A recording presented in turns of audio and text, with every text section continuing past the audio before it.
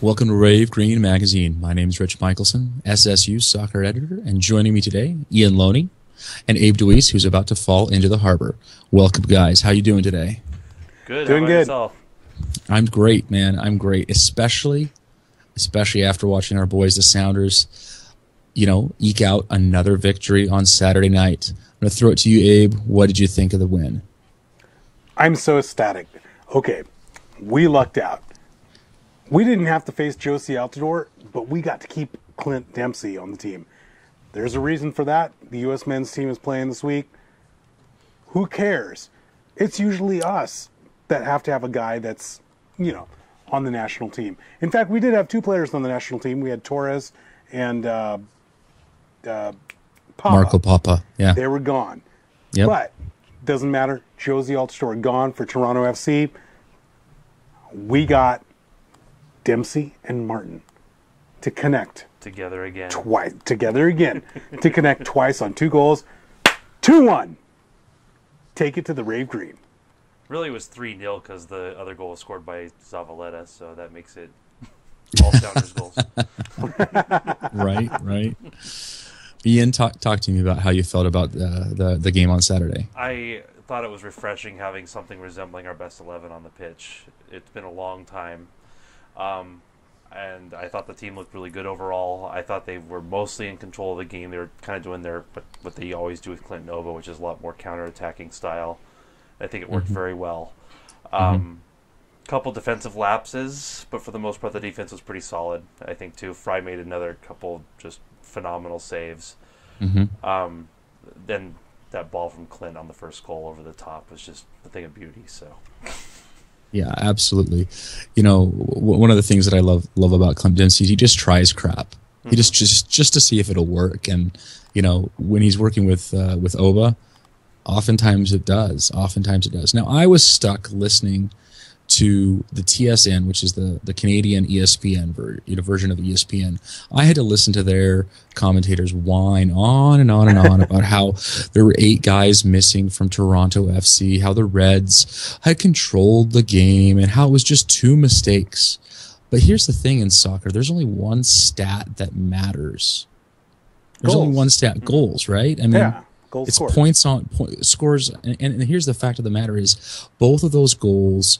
Basically, we caught their defense in a transitional period, and we made them pay.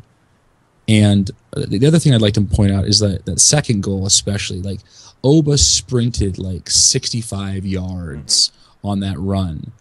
I mean, pull out, top speed, nothing held back. And Clint Dempsey was doing the same thing, following up.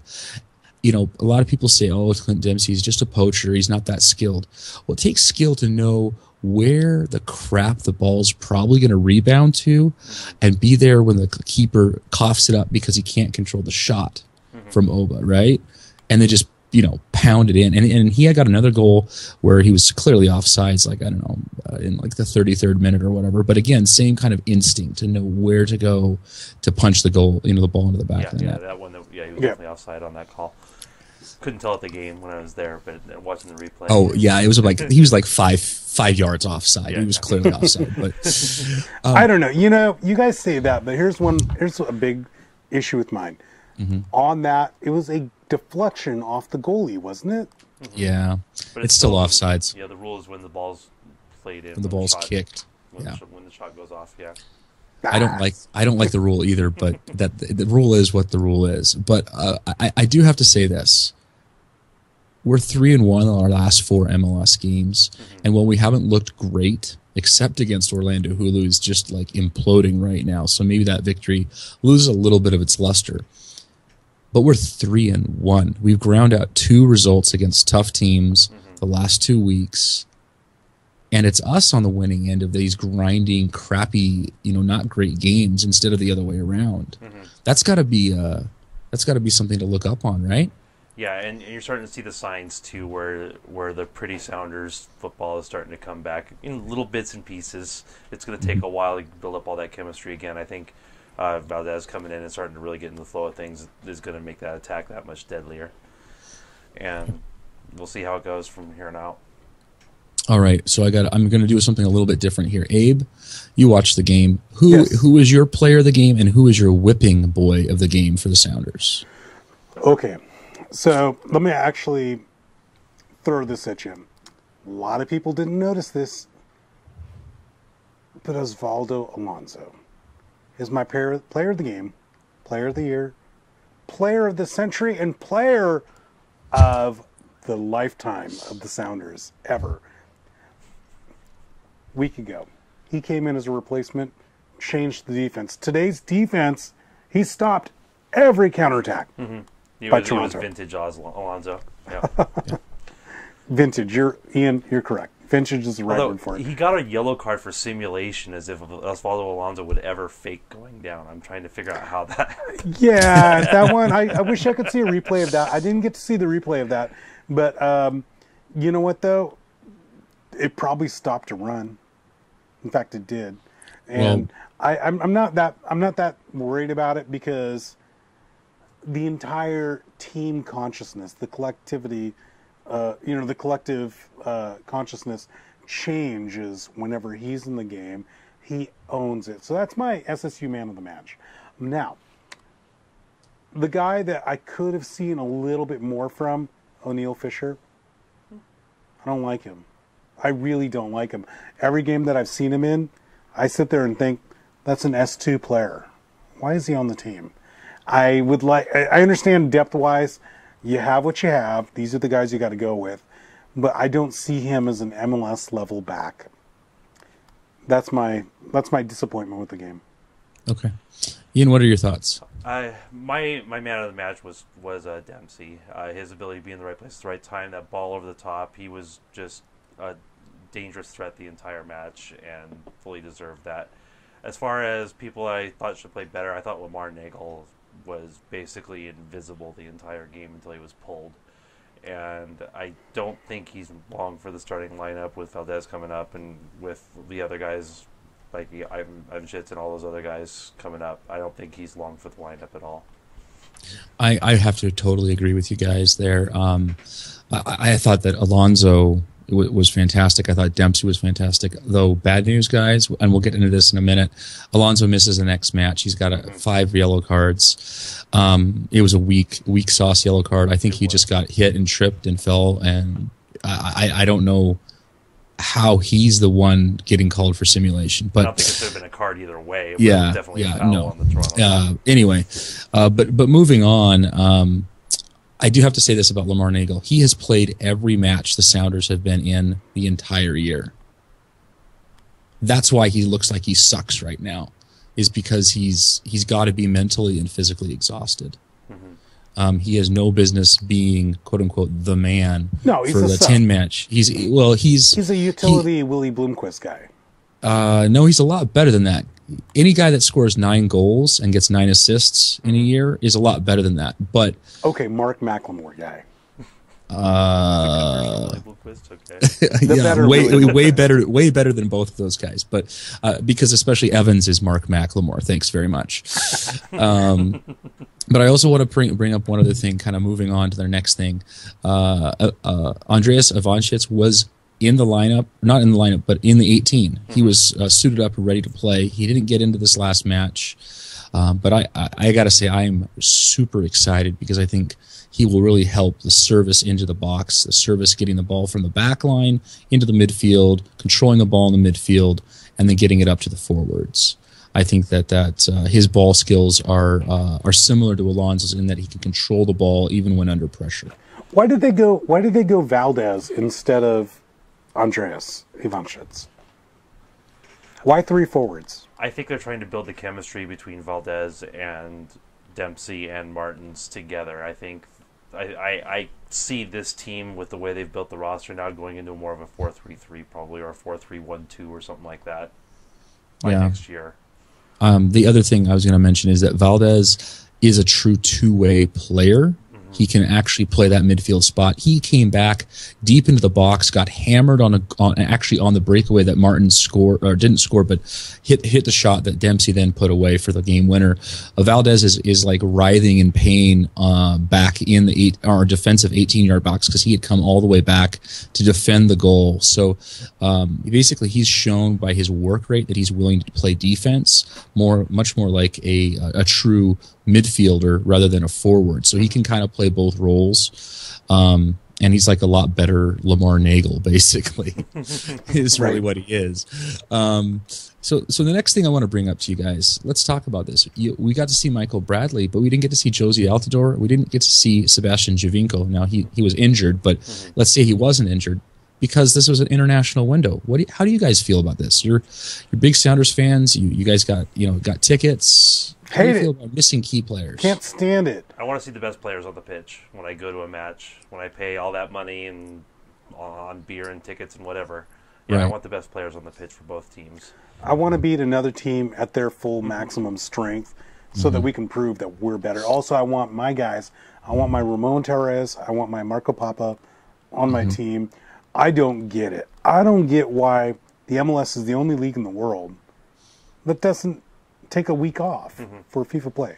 They could do Wednesday games. They could do all these things. I mean, it's a money thing. They're worried about attendance, not in Seattle, but everywhere else. And so it's just a thing. I guess they've decided that it's better to have people there on a Saturday without the best players. But if they want to get to being a top 10 league, they have to fix it. Otherwise, I mean, like they're just giving away too much top talent. I watched the Dallas versus Columbus game, and the game was fine, but the problem was there were a ton of players missing for both teams. I think 7 for Dallas and 9 players from Columbus out of their starting 11, out of their preferred 11 were missing. Well, and if Ethan Finley, who is like fantastic and should be playing for the U.S. national team, but can't get a call up because Klinsmann hates him for some reason. I mean, if he had been pulled off to national duty and Will Trapp, they would have had 0 out of their starting 11 for Columbus. Well, and it's not just the U.S. national team. I mean, there's a lot of MLS players that play for all the Central American teams, Canada. I mean, you name it. They're from all over the place. I mean, even like a couple of Italy, England type players. So it's becoming a thing where it's a real problem. As a consumer, as a season ticket holder, I do feel like I'm getting gypped on my monetary value for a game. I mean, it's kind of like going to a basketball game where you're supposed to be able to see like the Spurs, and the Spurs don't bring any of their stars, right? Yeah, it's the same kind of concept. All right, so now we're going to slide on. The last thing I'm going to mention. Hey, standings, we jumped. We would jump from 6th place to 3rd, and then Dallas won tonight, so now we're back down to 4th. Playoff standings, top to bottom, for 1 through 6. 46 points at the top, LA Galaxy. 40 points at the bottom in 6th place. I think that's Portland. So let's talk about their next side up. We're going against San Jose, who has been hot until last night, where they laid an egg against a terrible Philadelphia Union team. Now, no good team would ever lose to the Union, right? Especially after beating LA midweek, right? Yeah, right. Then again, you could also say no good team like the Sounders would lose to RSL this year. Yeah, that's true. That's the life in the mid-table, is losing every once in a while when you're not supposed to. Pretty much, yeah, I know that, no doubt. So here's kind of what I see. You know, they're hot. We're hot-ish, heating up maybe a little bit. Key road game that they seem to defend really, really well at Avaya Stadium. They've won there pretty well. They don't have a great goal differential, like only +4 at home, but we're like -7 on the road. So it's kind of a who's gonna be worse, like which one's badness is gonna come through. But what do you guys want to see? What do you want to watch for? What should our viewers and our readers know about San Jose? Well, I mean, obviously Chris Wondolowski. I mean, he's a stalwart there, has been for years. He's a very dangerous threat, very good poacher. Beyond that, I'm honestly not super familiar with them. Well, I mean, they've been irrelevant, haven't they? I mean, they only just creeped up into the playoff scenario recently. I mean, you're looking at a team that has a +2 goal differential. I mean, that's actually okay. the Sounders are what, +4? I mean, Yeah, something take like that that. for what that is. But I mean, that's mid-table effort. Right. They've been Absolutely. Lucky. They've been lucky. They have had some good luck here. But at one point, they have talent. They destroyed Kansas City at Kansas City a couple of weeks ago, 5-0. Blew them off the pitch. Everything they kicked went into the back of the net. So they definitely can bring the firepower. They're usually pretty good at home. Chris Wondolowski is back on form, back on point. But they can also obviously be beaten. Though we haven't done that this year. We lost early in the season to them, 3-2 the second game of the season. Brad Evans is still getting his feet wet at center mid. And then we lost right after Red Card Wedding. I think it was 5 days later. They came here to CenturyLink and beat us 2-0. So hopefully we can return the favor.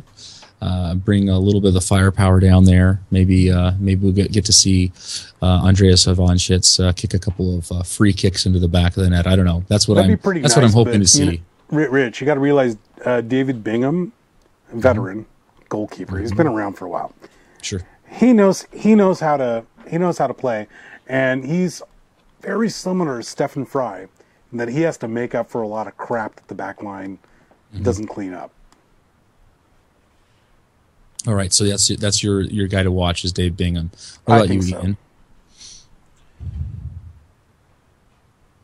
What are your thoughts on a key to a game for the Sounders? Well, I think the key is just keeping it close. The defense just has to be solid. They have to always have a guy on Wando, and they just need to keep their shape. And the goals on their side, they'll get them on the counter like they usually do, especially with Clint Nova out there.